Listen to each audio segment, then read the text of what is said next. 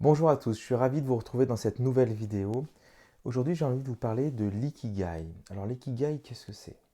C'est quelque chose qui nous vient une île très connue dans le monde, parce qu'elle avait quelque chose de spécial. Est-ce que vous savez ce que c'était? Elle avait 300% de personnes de plus de 100 ans par rapport au reste de la population dans le monde. Donc 3 fois plus de centenaires qu'ailleurs. Alors, bien entendu, ça a intéressé un certain nombre de chercheurs. Moi, je m'y suis intéressé aussi. Et l'idée était de comprendre quel était leur secret. Un des secrets, bien entendu, c'était l'alimentation. Manger sain, c'est très important. Nous devenons ce que nous respirons, ce que nous buvons et ce que nous mangeons. Donc, bien entendu, que manger sain, c'était indispensable, avec un régime adapté, avec des acides gras insaturés, des choses comme ça. Mais ce n'était pas vraiment leur secret principal, dans le sens où d'autres endroits dans le monde aussi mangeaient de manière saine, et notamment en France avec le régime méditerranéen et d'autres régimes. Deuxième élément, le réseau social. Effectivement, les personnes dans cette île avaient un réseau social, une qualité, une ambiance dans les relations particulières, c'est-à-dire qu'il y avait beaucoup d'entraide sociale. Il y avait une relation entre les personnes qui était apaisée. On sait désormais, grâce à des études, que plus nous sommes en interaction sociale, plus nous sommes heureux. Une des plus grosses études scientifiques qui a été faite a montré sur plus de 30 ans, je crois, que ce qui rendait les gens le plus heureux, c'était leur relation sociale. Et donc, effectivement, cette île avait et a toujours, bien entendu, un tissu social, une relation sociale, de la coopération, de la bienveillance entre les gens à un très haut niveau, et ça contribue à la qualité de vie, à la durée de vie. Mais on retrouve ça aussi ailleurs dans le monde, donc ce n'était pas vraiment l'ingrédient secret. D'après moi, il y avait quelque chose d'autre. Et effectivement, il se trouve que sur cette île, ils avaient une philosophie, la philosophie Ikigai. Alors l'ikigai, qu'est-ce que c'est? Qu'est-ce que ça veut dire? L'ikigai, ça veut dire la raison d'être en japonais. Et ils disent aussi un autre mot que je trouve magnifique. Ils disent que c'est la joie de vivre. Et on sent qu'ils avaient beaucoup de sagesse et ils avaient tout compris déjà à l'époque. C'est que notre raison d'être, c'est d'être dans la joie de vivre, de trouver de la joie dans sa vie. Et quand on vit avec joie, ben à un moment donné, la santé qui est là. Hein. Pourquoi? Parce qu'on a beaucoup d'énergie dans le corps, on réalise ce que l'on souhaite, on a nos valeurs qui sont alignées avec nos désirs, nos besoins, et ben, tout va bien dans la vie. Et à ce moment-là, on vit notre ikigai. Alors moi, ce qui m'intéresse, bien entendu, c'est de vous transmettre des clés pour vivre votre ikigai, pour que nous vivions tous et toutes notre ikigai. Alors comment faisons-nous pour vivre notre ikigai? La première chose, c'est comprendre ce petit schéma que j'ai fait ici. Alors les ronds sont presque ronds, hein, vous m'excuserez, je les ai fait rapidement avec un stylo. Donc 4 cercles. Le premier cercle, il est extrêmement important. Il n'y a que vous sur Terre qui pouvez écrire ce qu'il y a dans ce cercle. C'est ce que vous aimez. Ce que l'on aime, de manière générale, c'est ce qui nous met de la joie, ce qui nous donne de l'envie, du désir, ce qui nous met en joie, ce qui nous donne de l'énergie. Donc, je vous recommande de prendre du temps. Vous pouvez soit mettre la vidéo en pause, soit le faire par la suite, de prendre une feuille. Je mettrai dans le lien en dessous un lien vers mon site, un PDF. Vous pourrez télécharger un PDF de l'Ikigai. Automatiquement, vous pourrez rédiger cet Ikigai sur des cercles qui sont beaucoup plus ronds que ceux que j'ai dessinés juste derrière. Donc, je vous recommande de lister tout ce que vous aimez, tout ce qui vous met en joie dans la vie. Prenez ce temps pour vous. C'est vraiment du développement personnel et spirituel que vous allez faire. Offrez-vous ce temps.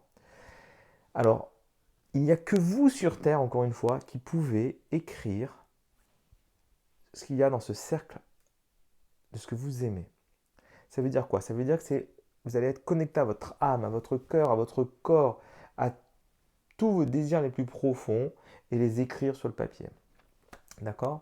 Dans toutes les catégories de vie. Je vous recommande de faire ce travail, ça va vous aider, vous allez voir par la suite. Le deuxième cercle, c'est le cercle qui est ici, où j'ai écrit talent,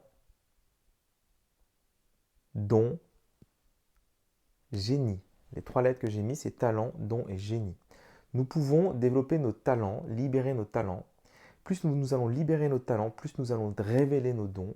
Et à un moment donné, plus nous allons révéler nos dons, plus nous allons connecter à la partie du génie en nous pour être de plus en plus efficace. Et comme vous avez pu le voir sur le schéma qui est derrière, Je commence par talent, parce que l'idée c'est déjà de se libérer ses talents, mais s'autoriser à avoir des dons, à révéler ses dons.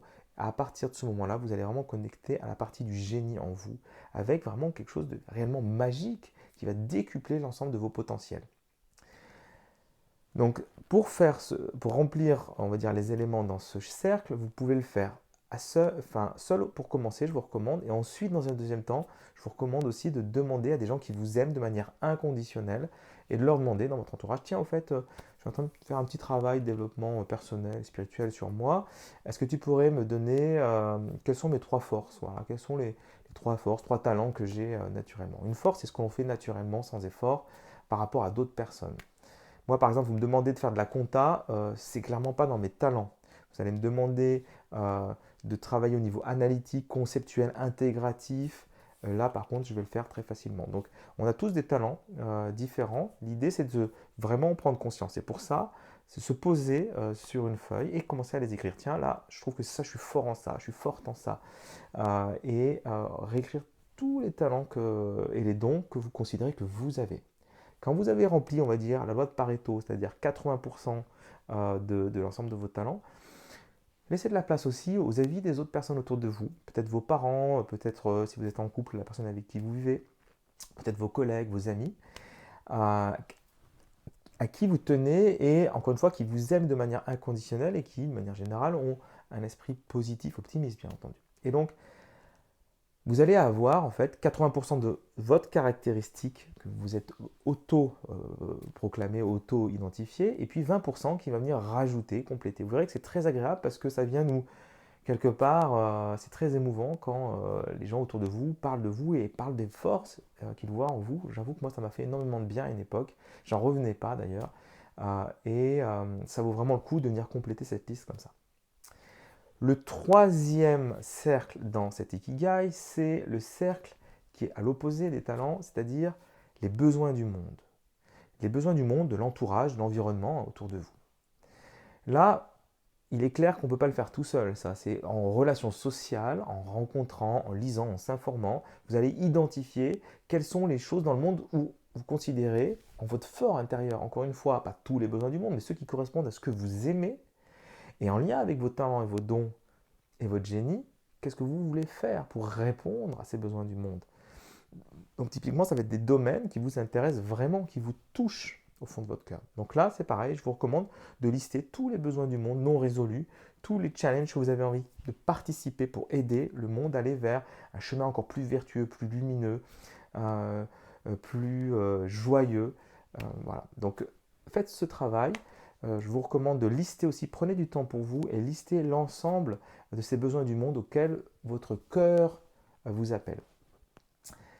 Le dernier cercle, celui qui est en bas, c'est le cercle des ressources. Alors certains, quand parlons de l'ikigai, parlent d'argent essentiellement. Bien sûr, l'argent c'est très important, l'argent c'est une énergie, l'argent c'est comme un outil finalement.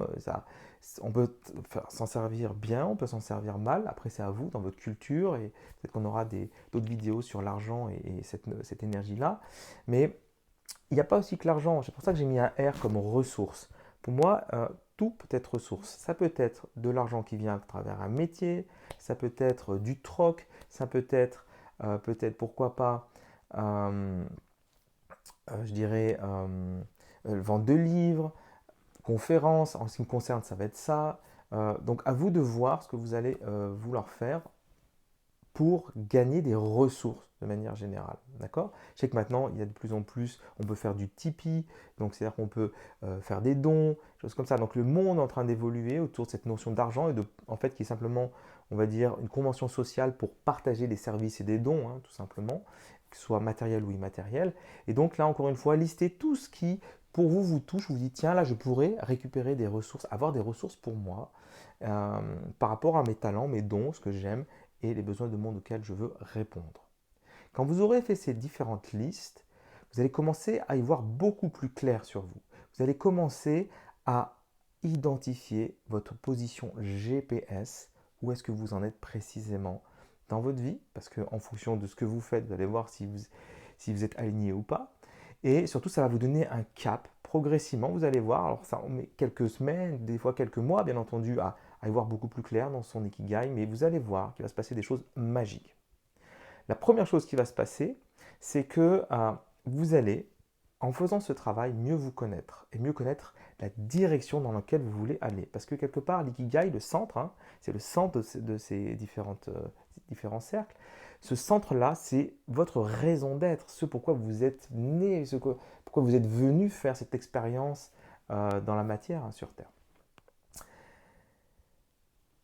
Ce que j'ai ressenti sur moi, d'accord, sur les personnes que j'accompagne, c'est que plus les personnes s'autorisent à être elles-mêmes et à vivre leur ikigai, leur raison d'être, et plus elles sont épanouies, en pleine santé, joyeuses, et elles réussissent dans leur vie. Donc globalement, elles sont dans l'épanouissement, le succès, la richesse intérieure, la richesse extérieure, et elles évoluent tout en transmettant et en faisant du bien au monde, en apportant des choses vertueuses, puissantes, euh, pour l'ensemble, je dirais, de l'humanité, mais au-delà de l'humanité, du vivant.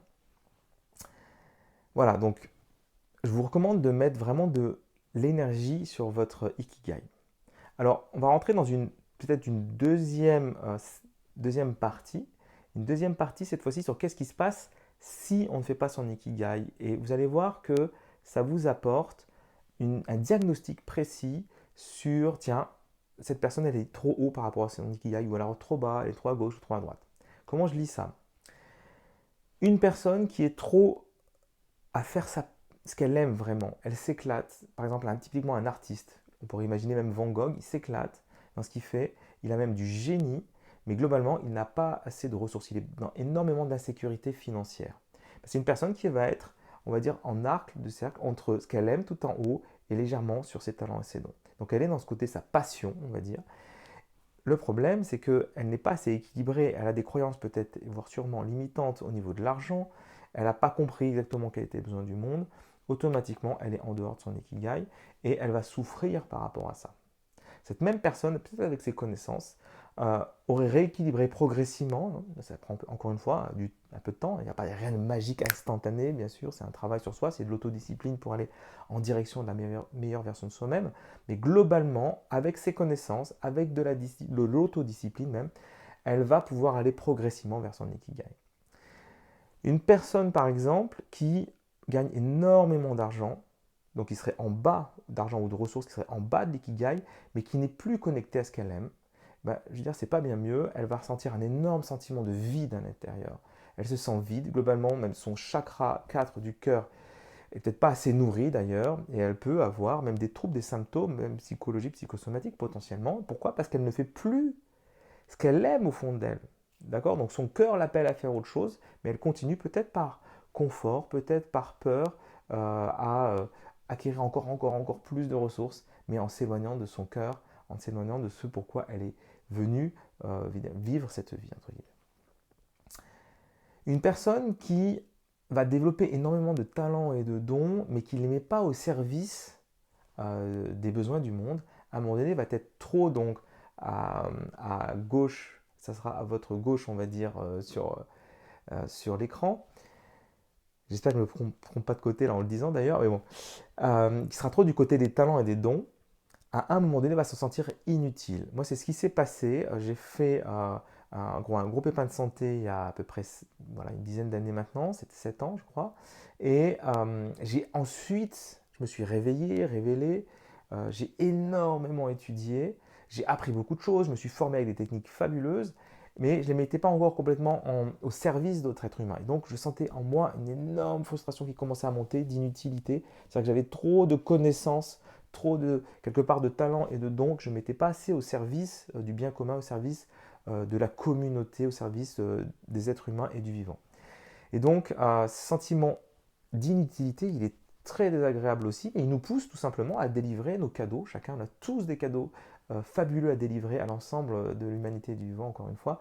Et donc, je vous recommande de vous autoriser à le faire aussi, bien entendu, en visant plus au centre de votre ikigai.